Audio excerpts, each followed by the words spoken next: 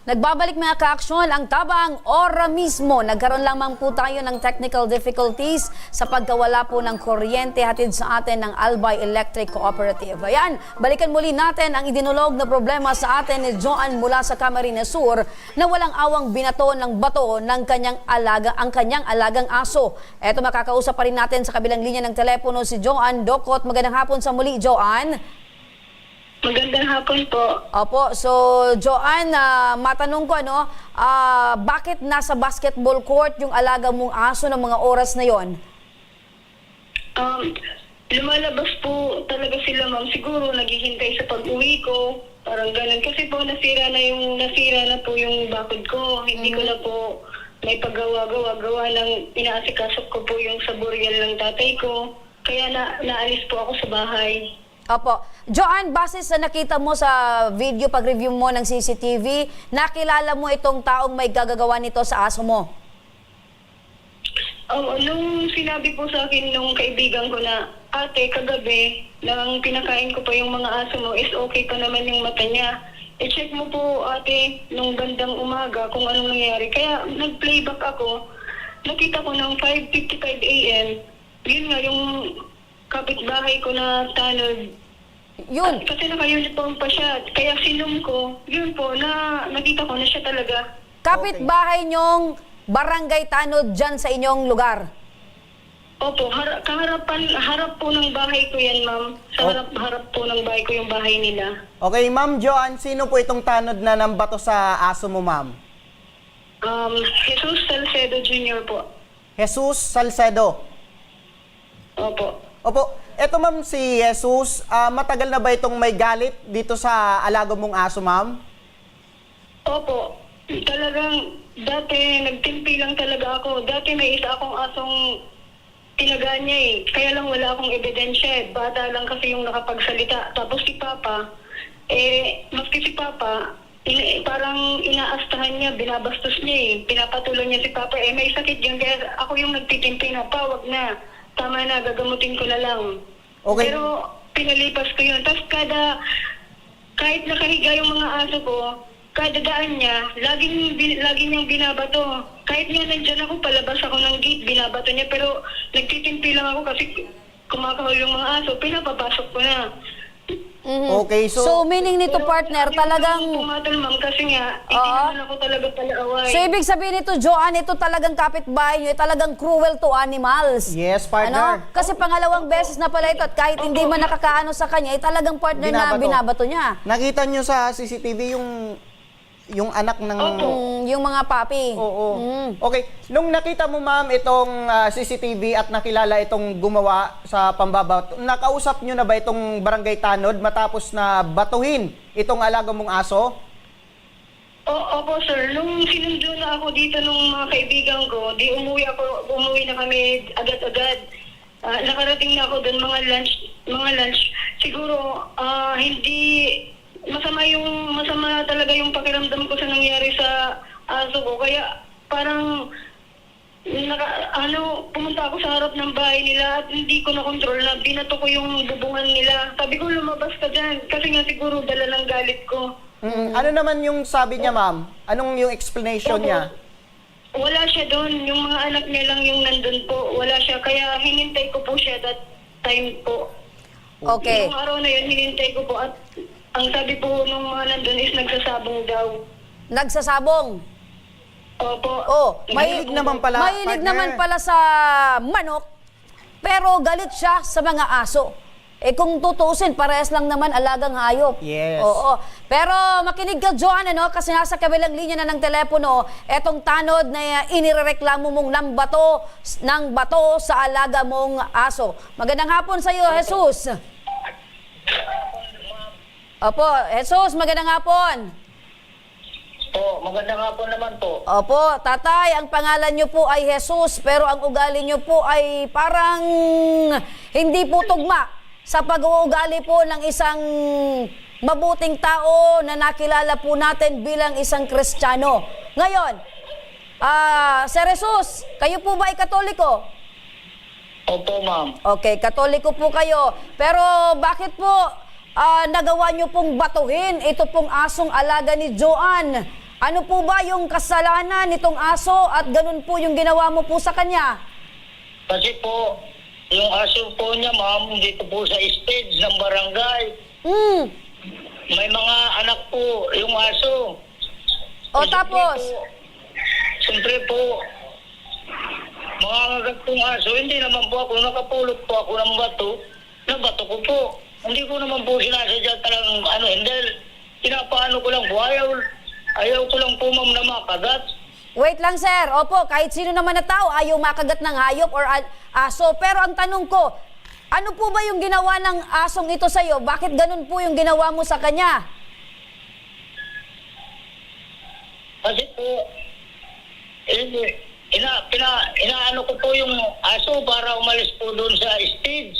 Okay, bakit sir? Bakit mo pinapalis yung aso sa stage? Meron po bang recognition? Meron po bang event sa stage? Ano po ba? Nakasagabal po ba sa inyo yung aso sa mga oras na yon? Kasi po, yung magpipista dito po sa amin, yung mga tae po ng aso, kami po naglilinis. Oh, magpipesta. Kailan po ba yung piyesta dyan? Noong 28 po. Nung 28. Opo. Oh, tapos na po ba yung magpipiesta? Ilang araw pa ba bago magpiesta nung ginawa niyo pong pambabato sa aso? Mga 20 po. Oh, sir, napakatagal pa. Apat na araw pa, sir. Hindi kaya alibay nyo lang ito, sir, kasi nakitaan po kayo ng mali sa ginawa po ninyo, kaya iniisip nyo po na yung tae ng aso at magpipiesta po sa inyong barangay, wala na po ba kayong ibang maisip na rason para po ay mailigtas po kayo sa inyo pong nagawang kasalanan? Ako ma'am, hindi po, inaamin ko naman po na nabato ko po yung aso. Opo, kahit hindi nyo po aminin, kitang-kita po sa CCTV. Po, kasi po, isa po akong tanod, inuutusan po kami ng mga barangay official na yung mga aso, yun po namin dito sa plaza dahil po yung mga tae nga po ng aso. Opo, sir. Sir Jesus, tama po. Galing na po mismo sa inyo, isa po kayong tanod. Kung ganun po, dapat po kayo bilang tagapagligtas or taga-protect or tagapagpahayag po ng peace and order sa inyong barangay, kasama po na dapat ay inaalagaan nyo po, hindi lang yung tao, kung hindi pati mga alagang hayop. Ngayon po, sir, kayo po ba ay may alagang manok? Mayroon po. Ay, na po ng mga sinidyoan na. Opo. Na po yung, Wait lang po, sir. Sabi ni Joanne, kayo po ay may mga alagang manok. mayroon to. Opo, gaano nyo po inaalagaan yung manok po ninyo? Kasi po hindi na po sa akin yung manok. Yung may-ari po noon sa Maynila. Ako lang po pinapalaga rito. Kaya nga po, sir, paano po nyo inaalagaan yung manok? Hinahalikan, kinukwentuhan, binibigyan ng vitamina, gatas, ano pa? Ano po yung klaseng pag-aalaga nyo sa manok?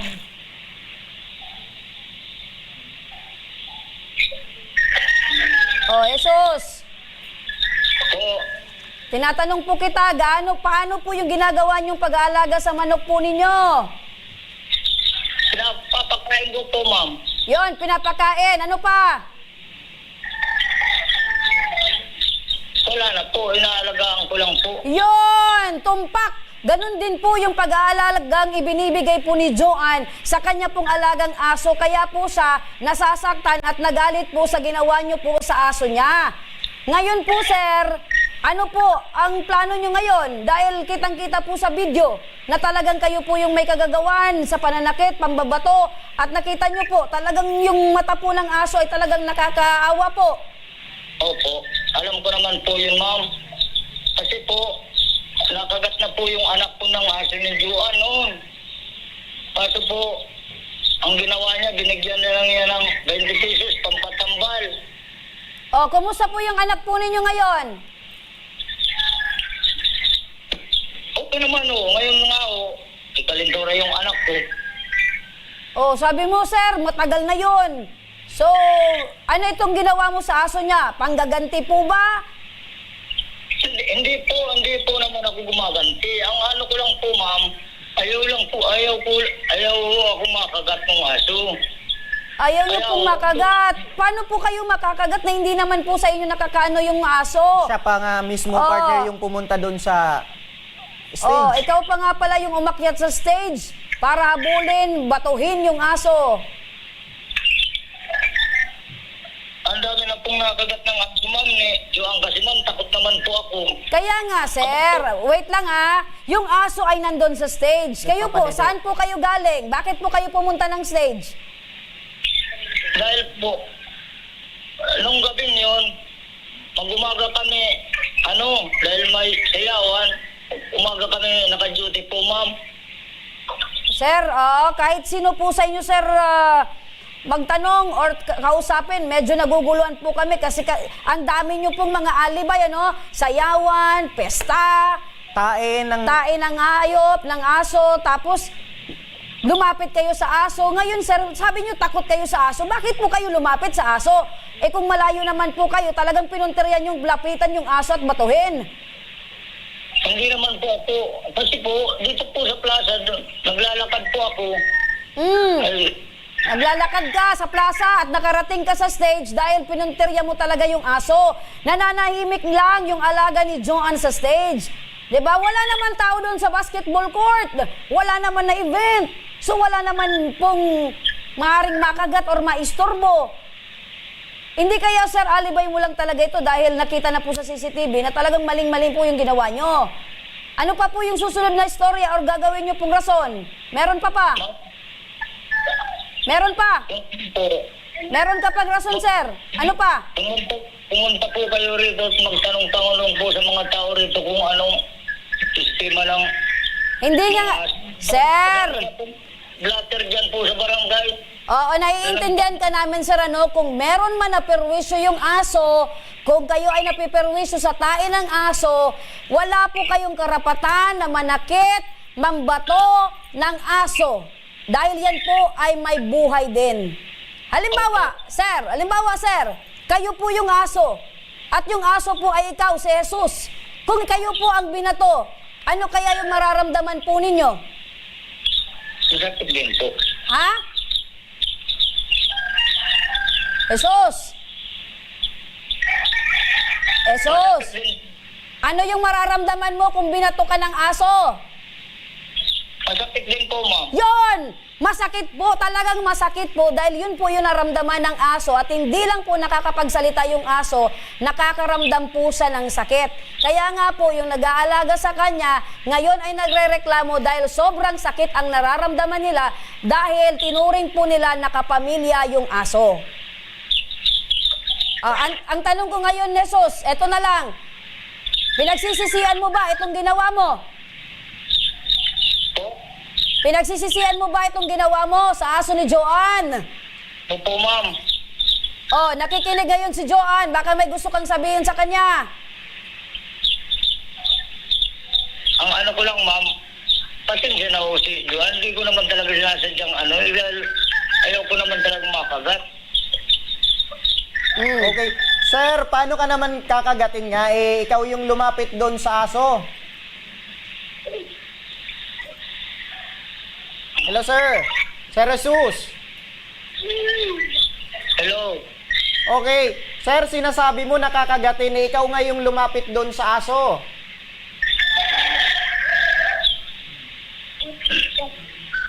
Dahil takot na talaga ako ka, mga iyaman.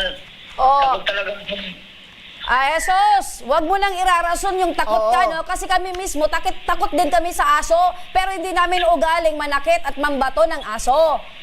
Okay? Kaya wag mong irarason na takot ka sa aso. Kasi kahit naman sino, maraming tao yung takot sa aso, pero hindi po magawang manakit ng aso. Okay. Balikan ko, partner. Ito Sige. si Ma'am Joan. Ma'am Joan. Ito bang aso nyo, ito bang aso nyo, ma'am, hanggang ngayon ay ginagamot pa rin? Opo, sir. Okay, so may mga gastusin pa. Opo, bali pinapabalik nga po ako sa vet kasi titingnan yung mata ng aso kasi kung talagang hindi na daw, kung may sugat na daw talaga sa loob, is operahan na lang daw kasi baka mag-cause ng infection. Okay, nasa magkano daw ma'am ang aabutin kung in case na magkaroon nga ng operasyon itong aso mo ma'am? Wala pa po akong idea sir kasi hindi pa naman ako nagpaano sa vet kasi yun din po yung inaano ko na baka kulangin po yung budget ko pero hanggat maaari gusto kong mapagamot si Token po. See? Balikan natin si Jesus. Jesus! Ma'am, Napakinggan mo si Joanne. Hanggang ngayon ay ginagamot pa rin yung alaga niyang hayop, alaga niyang aso. At kailangan mag-undergo ng operation. Oh. Gusto mo ba na i-donate yung mata mo sa hayop? Doon sa aso? Jesus! ito naman Ha? magagawa mo. Ano? Hindi ko naman yung kaya. Oh, see? Hindi mo kayang i-donate ang mata mo sa alagang hayop ni Joanne. Ngayon, magsilbi sanang aral ito sa iyo, no? Kasi it's a big no-no for us na manakit tayo ng alagang hayop. Kahit nga hindi yan alaga, kahit yan ay gala, wala po tayong karapatan na manakit ng hayop. Ikaw nga, tinatanong kita, hindi mo kayang i-donate yung mata mo. Kaya itong si Joanne na mong problema, ang tanong ko sa iyo, dahil meron pang babayaran sa ospital, sa veterinaryo, sa clinic, willing ka ba na magbigay ng tulong? Opo, ma'am. Ha? Oh, parang ikaw pa ngayon. Kasalanan ko po. Oh, sige, parang ikaw pa ngayon yung galit. Hindi naman po ako galit, ma'am. Okay. So, ibig sabihin, magbibigay ka ng tulong pinansyal kay Joanne para sa gastusin sa pagpapagamot ng alaga niya. Opo, ma'am. Yun. Yung kaya ko lang, ma'am. Mahirap lang po ako. Kaya nga, napakahirap ng buhay ngayon, Jesus. Alam namin na ikaw ay barangay tanod. Magkano naman yung honorarium. Ngayon, syempre, dahil ginawa mo yan, yan po yung tinatawag na... ano yung tinatawag yan? Ang tinatawag na mga circumstansya na hindi mo inaasahan kapalit ng iyong ginawa. Okay ka na? Pero dahil dyan, Jesus, willing ka naman tumulong, pero makinig ka muna, no? Dahil, syempre, yung ginawa mo ay may kaakibat yan na legal na aksyon. Eto, kasama natin ngayon ang animal welfare advocate na si Attorney Roger Abetria. Alamin natin siya sa kanya, etong si Attorney Roger Abetria Default. Attorney, magandang hapon po. Magandang hapon. Apo. Attorney, sa natunghayan po natin ngayong reklamo, ano po ba yung maaring asahan na legal na aksyon ni Joanne patungkol po dito sa kaya ginawa pong pananakit nitong si Jesus sa kanya pong alagang hayop? Unang-una po, as regards to civil liability of Jesus kay Joanne, dahil may vet expenses po na ma-incur yung pagpapagamot kay Token, kailangan niya po yun bayaran. Sa abot po ng kanyang financial capacity, but that does not exempt him. Hindi po yun nag-exempt sa kanyang possible na criminal liability, kung saan meron po siyang kaukulang parusa kapag na-convict po siya. So Okay. meron po siyang, aside doon po sa pwede niyang pagbayaran, meron din po itong pagkakakulong. Opo. State ko po ba yung violation? Opo, opo. Under the Animal Welfare Act, as amended, kasi amended na po yung Animal Welfare Act, depende po sa gravity o kung gaano kalala yung damage sa animal.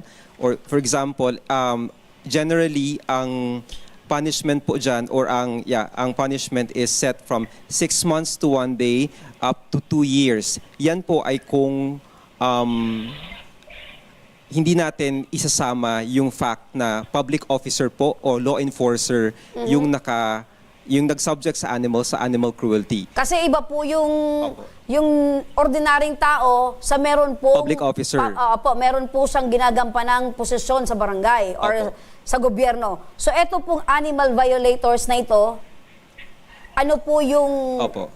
may face, ano po bang Opo. mga penalidad? Opo. Opo, ma'am. Mas malala po kapag halimbawa barangay tanod, yung nag-subject sa isang animal, sa animal cruelty, ito po ay mas mataas na parusa. Sa kaso po ni Sir Jesus, maaari po siyang mapatawan ng 2 years and 1 day up to 3 years na pagkakakulong at fine not exceeding 250,000 pesos. Okay. Attorney, maitanong ko lang, ano po yung pwedeng proseso na pwedeng asahan ni Ma'am Joanne? Praktikalan lang po tayo. O pwede po siya, wag na po siyang pumunta sa barangay conciliation sa barangay kasi po itong kaso na ito ng animal cruelty, labas po siya sa scope ng katarungang Tapos pambarangay. hindi po ito barangayable. Hindi po barangayable. Tapos, pangalawa, even if barangayable to, hindi po natin masasabi na fair Yung magiging treatment. yung treatment. Kasi nga po, parang kinukonsinto ng kapitan, walang ginagawa yung kapitan, parang yung punong barangay, inutil din doon, sorry for the word. Ang gagawin niya po is, dumulog po siya sa pulisya, magpa-blatter, at magpagawa po siya ng complaint affidavit, diretso na po siya sa piskalya. Magki-case build up naman po yung mga our good police officers. If hindi po, pwede po tayong lumapit sa TAARA and other animal welfare organizations. Meron po, for example, sa atin, ng mga volunteer lawyers na pwedeng mag-craft or mag-draft ng complaint affidavit at mag-a-assist legally for free. Ayun, so maliwanag yun na violators of this law may face by penalties and imprisonment. And imprisonment Okay. po. So nababanggit niya, partner, na pwede tayong lumapit sa TAARA. So maliwanag po yun, attorney, napakalinaw po na iba po yung pwedeng kaharapin ng isang normal na tao sa meron pong posisyon na pinagagampanan sa barangay or sa gobyerno. Opo, ang spirit po kasi nun sa na provision ng batas, a public officer ka, mas mataas po ang expectation in terms of behavior po. Correct. In terms of behavior, mas mataas yung expectation. Na dapat, ikaw yung nagpoprotekta ng mga tao, ikaw yung nagsisilbi, at iba yung... Law enforcer po, Yan. ma'am, ang ano yan. Ikaw pa yung gumawa, partner ng... True ka dyan, partner. Okay. Matanong ko lang kay attorney. Attorney, para sa kalaman ng lahat, tumataas na ba yung porsyento nitong animal cruelty dito sa Bicol? I don't have raw data, but I am also operating on the ground. May mga pinuntahan po ako personally na mga pet owners na kinatay ng tanod sa malapit po sa San Lorenzo, Tabaco City. Dalawa na po, Ate Eds, ata ang napuntahan natin, no? Yung isa naman na hit and run, parang may intention po, pulis naman po yung grumabe. So makikita po natin, ito po yung mga nakikita, nare-report lang po sa amin, ha? Paano pa po yung unreported? So I cannot imagine kung gaano na po kalawak, kung gaano na po kaignorante at kalala ang estado ng animal welfare dito sa Albay. Opo. So, pero if you range it, masasabi mo ba na, or makukonsider ba natin na talagang kailangan ng bigyan ng Nasa pansin ng critical. ating Opo, gobyerno? critical na po siguro. Critical na po. Based on the number of reports that are coming in sa page po at dun po sa bago namin, may tinatayo po kasi akong coalition. May mga nagre-report po sa akin, nagpi-PM po sa akin mismo, for sure kay Ate Eds din, na hindi na namin po masaklolohan sa sobrang dami. Kaya nga po kami naghihikayat ng more lawyers, more volunteers, student leaders na magsumaklolo sa amin kasi parang hindi po kami masyado napapakinggan ng mga nasa taas. Opo. So, maraming salamat, attorney. Balikan ka po namin. Kasama rin natin ngayong hapon si Ma'am Ednalyn Cristo, ang head volunteer ng Tabaco Animal Rescue and Adaptation o TAARA. Magandang hapon po sa inyo. Yes, hello, ma'am. Again, Opo. magandang hapon po. Apo, salamat din sa muli, ma'am, dahil yung pagbibigay po natin ng pansin sa mga ganito pong uri ng mga maling gawain ng ating mga kababayan, especially ito po na isa na naman pong hayop yung nakaramdam, naka-experience po ng hindi patas or itong pang-aapi po. So, isa na naman animal cruelty ito, ma'am. So, idinulog po ito sa ating programa. Ano po yung maaring asahan po ni Joanne mula po sa inyong tanggapan para naman po ay yung kanya pong burden na pinagdadaanan po ngayon ay gumaan at talagang mabigay po yung hustisya para po sa kanyang alagang hayop? Yes, sa aming grupo po, basically, we are looking after the welfare of the dog token. So, napag-usapan na din po namin ni Ma'am Joanne na today, ibabalik namin siya sa vet for assessment. Kasi yun nga, nabanggit niya, ang sabi ng attending vet, kung hindi nagagana yung mata Kabilang niya, mata, ang kabilang mata niya, might as well tatanggalin siya. Pero depende pa rin po sa assessment eh. So yun nga, sabi ko kay Ma'am Joanne, Taara will be full support kami sa kanya sa pagpapagamot, and besides sa yung sa welfare ni Token, we have the legal assistance po Ayun. na maaasahan niya. Opo. Opo. So, Okay, ma'am, matanong ko lang po, mensahe rin sa ating manunood, ano po ang maaari nilang asahan sa Taara in case na may mga ganito pong senaryo na sinasaktan ang kanilang mga alagang hayop. Ayan po, mas aggressive na si Taara ngayon. Oo. Like, kung noon kasi parang simpleng rescue lang kami, but we really feel the urge na we have to step up. opo. We have to do something, and we have to mabago yung animal welfare situation sa ating lugar. Like, sa mga yung mga pet owners na hindi mo naman i-wish na mangyari, or if ever man na may mangyari, huwag silang mag-atubiling mag-report. Huwag mag-atubiling mag-report sa amin. Yung iba po kasi, natatakot sila kasi kapitbahay, nakakatakot kasi kamag-anak. Isipin lang po natin lagi, like nung sinabi ko, animal welfare is human welfare also. So, True. kung ano po yung atin, yun din po yung sa kanila. Opo, kaya Huwag po nga- nating ipagkakait Kaya nga yun. binanggit ko kay Jesus, kung ilagay natin yung sitwasyon mo doon sa hayop, sa aso, ano yung mafe-feel mo? Sabi niya, masasaktan. So definitely, kung ano yung nafe-feel ng hayop, yun din yung mafe-feel ng tao. Kaya, Yes. opo, maraming salamat po sa inyo, ma'am, dahil andyan po yung Taara na talagang nagbibigay ng kalakasan sa mga pet owner at pet lover. Yes po. Siguro, partner, para maging patas naman tayo, ano rin po yung, ma'am, yung mga mensahe natin sa mga nag-aalaga na aso na kumbaga hindi nila na yung responsibilidad bilang pet owner. Yan po. Palagi po namin kinakampaign yung responsible pet ownership. Hindi po pwede na mag-aalaga lang tayo kasi gusto nating mag-alaga. Kailangan kasi isipin natin, that's lifetime commitment. So habang nabubuhay yung alaga mo, katabi mo yan, Yes. through thick and thin, nandyan yan. So, isipin mo pa lang yung pagpapavet, tapos mag-aalaga ka ng marami.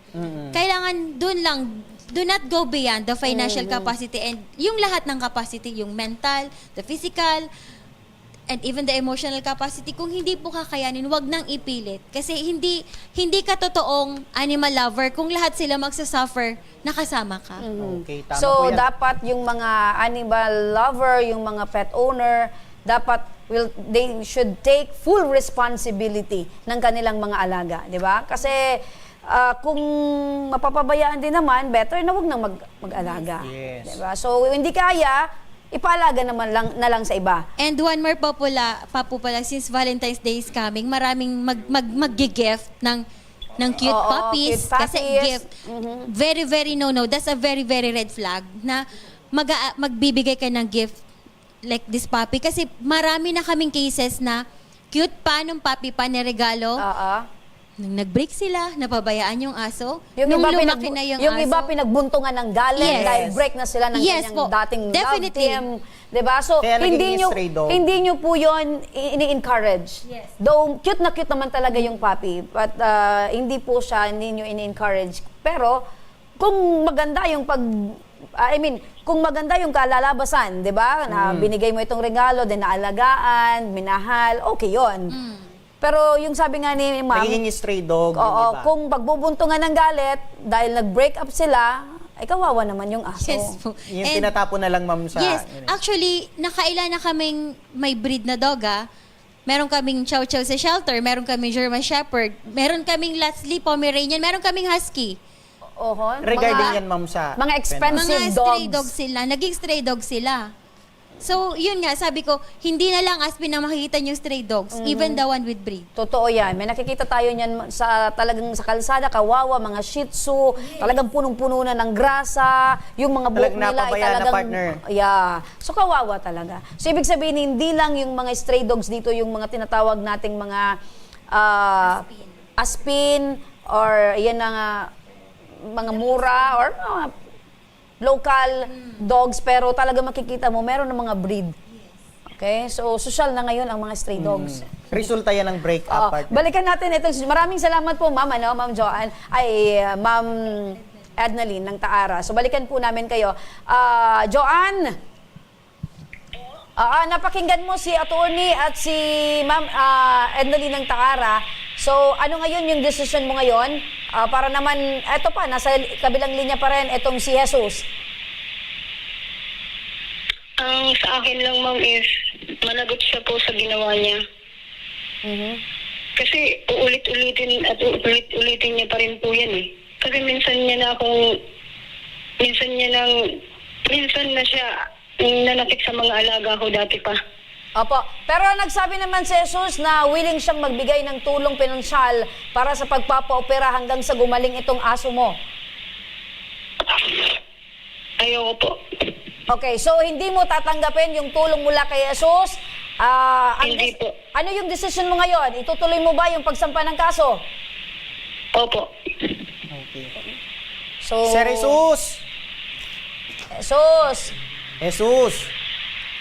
Manalangin ka na, Jesus, Oo. dahil desidido itong si Joanne, nasampan ka ng kaso, hindi niya daw kailangan yung tulong mo.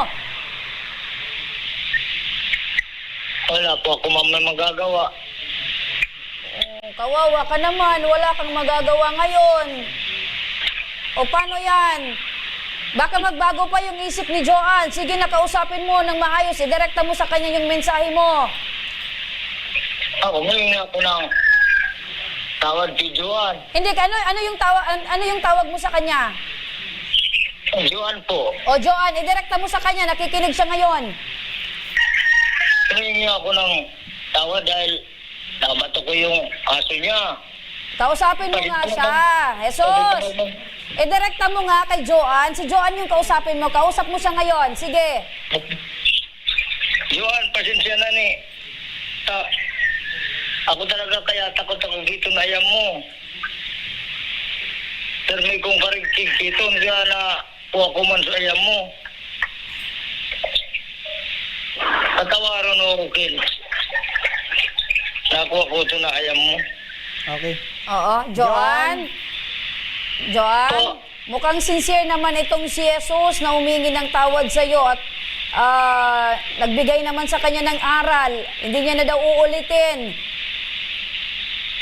Dapat po, ma'am, nung una pa lang kaming nag-usap sa barangay, ginawa niya na. Ayun. So, ibig sabihin nung nag-usap kayo sa barangay ay magaling at matapang pa itong si Jesus. Sinabihan niya pa ako ng, Kapitan, kakasuhan ko din siya kasi inistorbo niya yung mga anak ko sa bahay. Dapat, hindi na ganun eh. Okay. So, paano yan, Jesus? Kayo pa pala yung galit. Hindi naman po ako mamagalit. Okay. Huwag magbibig ka naman eh. Hindi. Ako, sinimbag sa naman ako. So, tama. Okay. Halos magradi ako makasarita sa itong pumutong. Sige. Nabugbisara kita. Sige na, Jesus, ano? Kasi sabi mo, alam mong nagkamali ka, pero ngayon sinasabi mo, ikaw na naman yung tama. Saan ba dan? Mag-pray ka na lang kay Lord. Jesus, baka magbago pa yung isip nitong si Joanne. Maraming salamat sa iyo, Joanne, ano? Dahil ipinarating mo ito sa amin na nangyari sa iyong aso at hiling po namin na talagang tuluyan ng gumaling ang iyong alaga. At sa iyo naman, Jesus, you still have few days para kausapin mo si Joanne at manalangin ka kay Lord na magbago pa ang isip nitong si Joanne.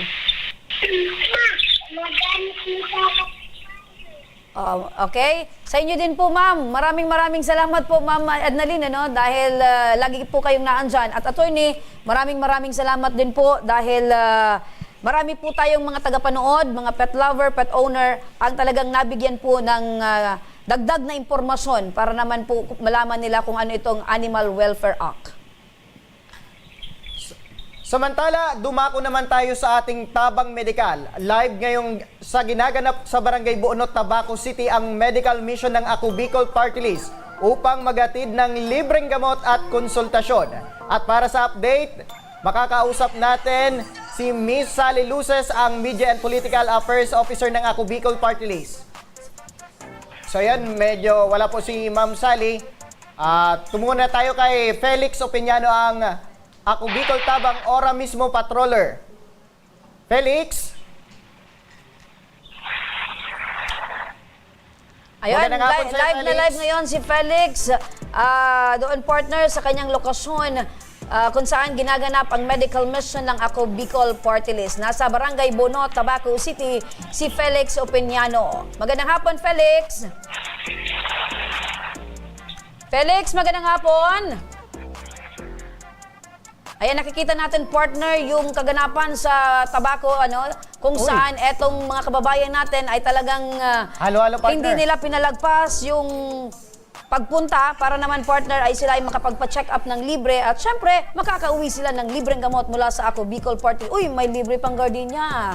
At may bigas pa yan. Ang alam ko, may Opo. bigas pa yan, partner. Ganyan ang Ako Bicol Party List partner. Talagang Ayan. lahat papasayin. Magandang hapon sa iyo, Felix. Felix, magandang hapon. Oh, ma'am, walang internet. Yes po, Okay. hello. So, maulan sa lugar. Felix, naririnig mo kami?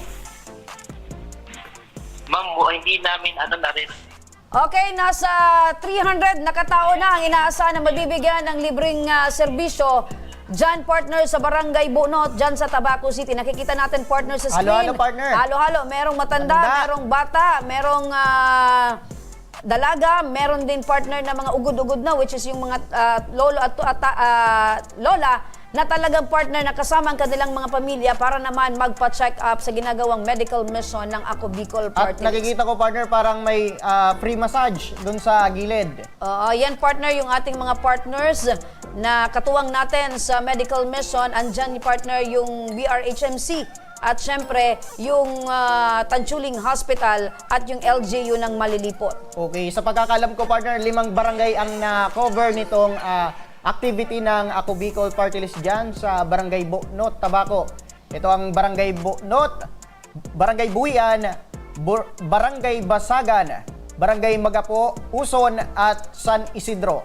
Ayan, yan yung mga barangay at mga kalapit na barangay na talagang nagsipuntahan yung mga residente para makakuha ng libreng check-up at gamot dyan sa lokasyon. Grabe talaga, partner, ang Ako Bicol Oy, tuloy-tuloy yan, Party List. partner. Hindi na natin mabilang kung nasa ilan na ba yung mga medical mission na ginawa at gagawin pa ng Ako Bicol Party List. Katuwang dyan, partner, si Congressman Joey Sarte Salceda ng Angat ang Lahat. At syempre, si Congressman Jill Bungalon ng Ako Bicol Party List.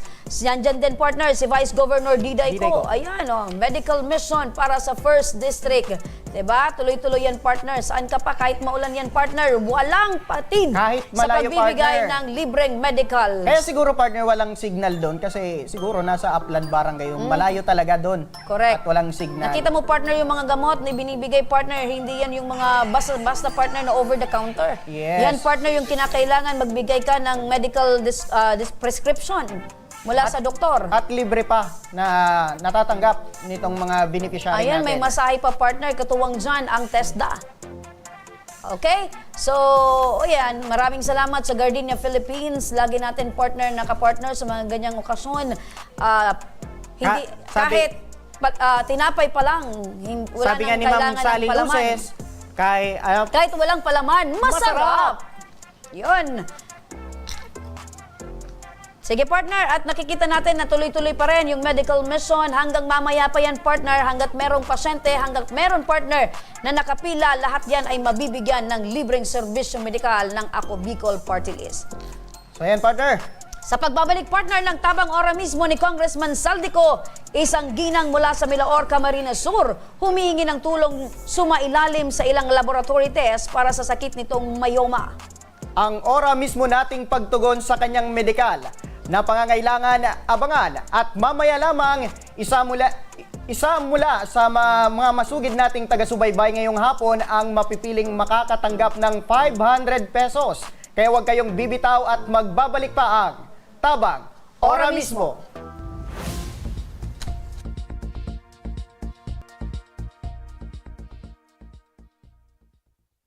Marahin aldaw sa Indo Gabos. Ang aldaw na ini ay para sa Indo, para sa tuyang mga kababayang Bicolano na nangangaipuhan kan kalinga, asin manlain-lain na medikal na serbisyo. Ini po ang sa tuyang dalan para makapaghatod kan serbisyo maski guraano ini karayo o karani ang sa indong kinamumugtakan. ang Tarabangan Caravan ay saro pong inisyatibo kanako Bicol Party List na igwang layunin na darahon ang serbisyo medikal as in dental direkta sa saindong mga komunidad. Aram po niya to na daigabos may kakayahan o pagkakataon na makaduman sa ospital o klinika. Kaya't kami na po ang nagrarani sa Indo. Kaibahan ang matitibay na doktor, dentista, medical personnel, as in mga volunteer kan ako Bicol Party List. Libre po gabos ang serbisyo medikal, dental, laboratory, as in mga bulong. Wala po kamo na dapat ihadit sa gastusin taini ay para sa indong kalusugan. Kaiba taman po ang satuyang programa ang libreng gupit, as in masahe para sa satuyang mga kababayan. Maliban digdi, may local recruitment activity man kitangon yan. Ini po sarong biyaya para sa satuyang mga kababayan na nag-aanap kitrabaho. Sana po ay makatabang ini sa Indo. Tangani, makaanap ki mga bagong oportunidad para sa saindong pamilya. Mga kababayan, buya ko pong ipaabot sa Indo na ako Bicol Party List permi yaon para sa Indo. Sadto ngunyan asin sa maabot. Kami po ay padagos paglilingkod sa bawat Bicolano. Kami po ay nagpapasalamat sa saindong padagos na suporta. Habang yaon ang suporta kan kada Bicolano sa ako Bicol Party List, padagos po niya to dadarahon ang mga programa na direktang nakakapiktar asin nakakatabang sa saindong gabos. Sa giraray, dakulang pasasalamat po sa indong pagtangkilig asin pagtitiwala naway padagos niya tong ipangadji ang mga kalusugan asin kaligtasan kang bawat saro. Padagos po kitang magtarabangan asin magkasararo para sa mas malusog asin masiglang Bicolandia. Dakulang salamat po asin maray na aldaw sa indong gabos.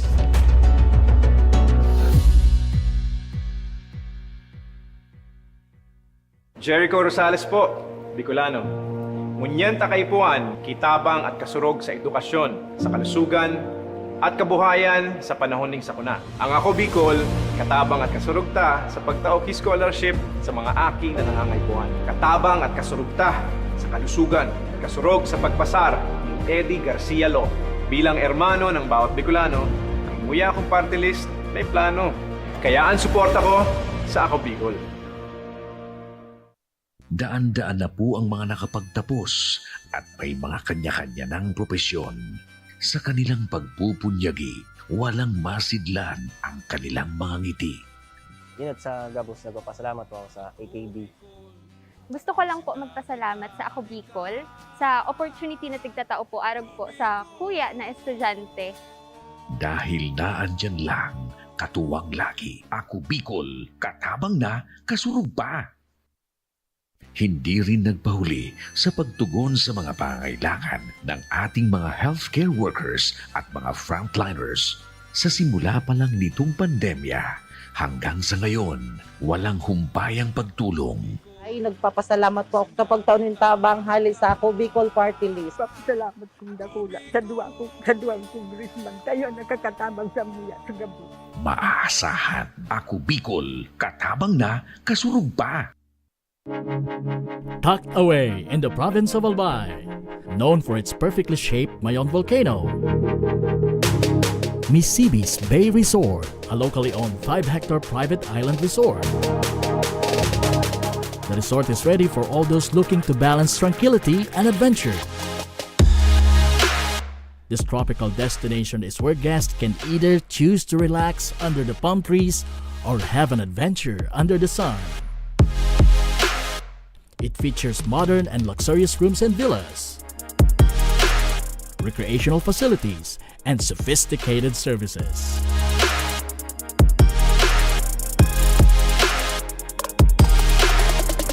Come and experience Misibis Bay Resort, your tropical island getaway.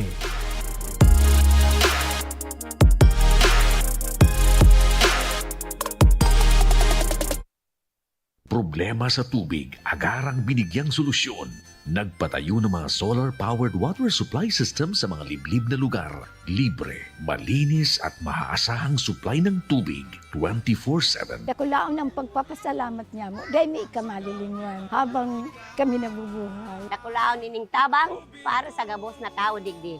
Salamat po. Para sa ating mga kababayang nasa laylayan, Ako Bicol, katabang na, kasurug pa. Libo-libo na ang mga nabigyan ng tulong medikal.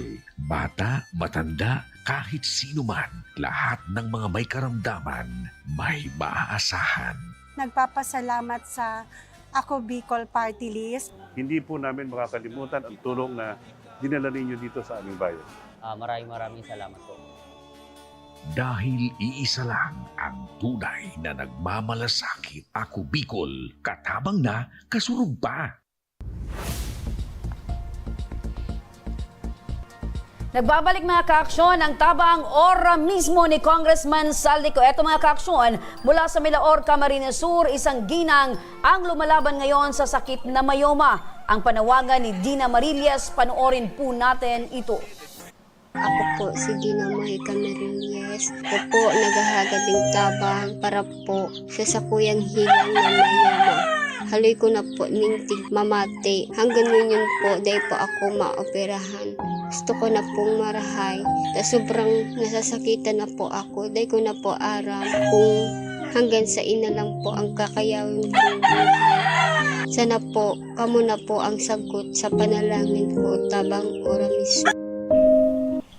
Ayan mga kaaksyon, yung panawagan nitong nanay na si Dina na lumalaban sa sakit na mayoma. Makakausap natin sa kabilang linya ng telepono si Dina. 1 taon na siyang lumalaban sa sakit na mayoma. Magandang hapon po, Dina. Magandang hapon din po. Opo, kumusta ka ngayon? Ano yung nararamdaman mo ngayon? Meron ka bang masakit?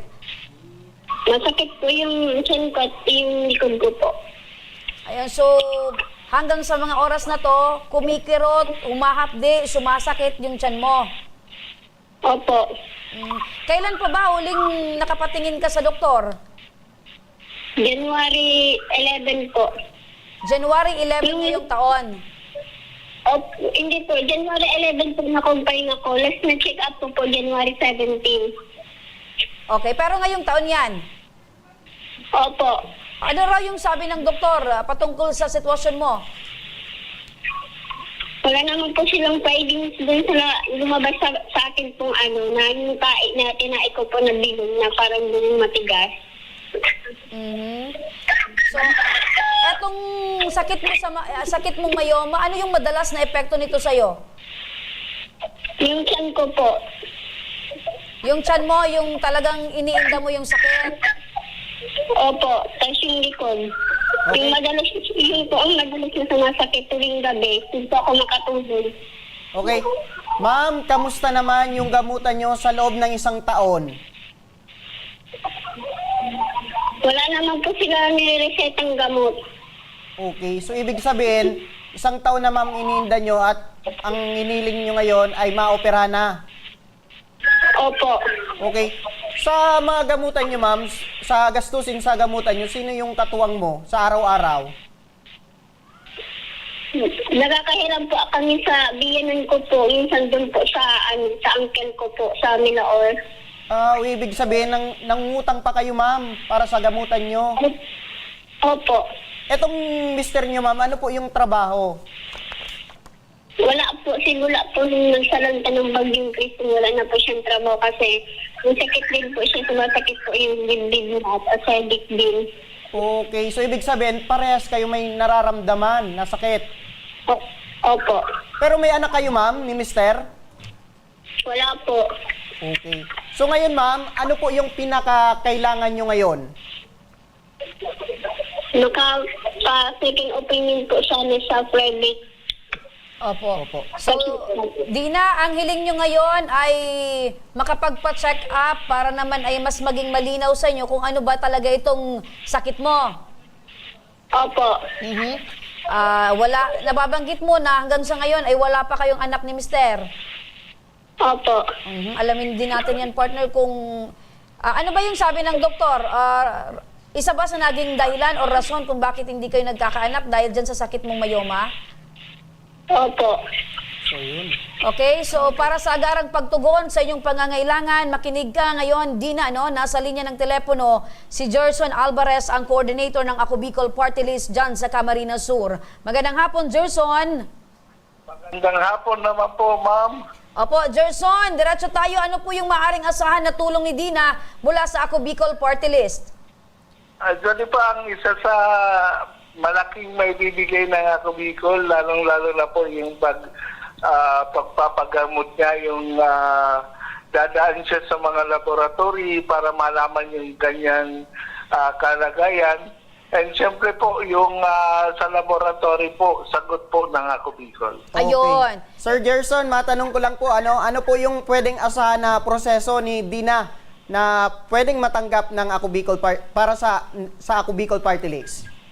Apo, after po ng check-up niya po, may mga request po siyang mga laboratory.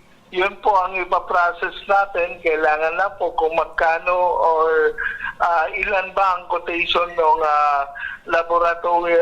laboratory gagawin sa kanya para po matugunan kaagad ng Ako Bicol yung pangangailangan niya. Ayun. So, ibig sabihin nito, Gerson, wala nang dapat alalahanin itong si Dina once na na-submit na yung mga requirements dahil pag siya ay inoperahan na, lahat ng mga gamot ay sasagutin ng Ako Bicol Party List dyan once na nasa BRHMC or dyan sa BMC.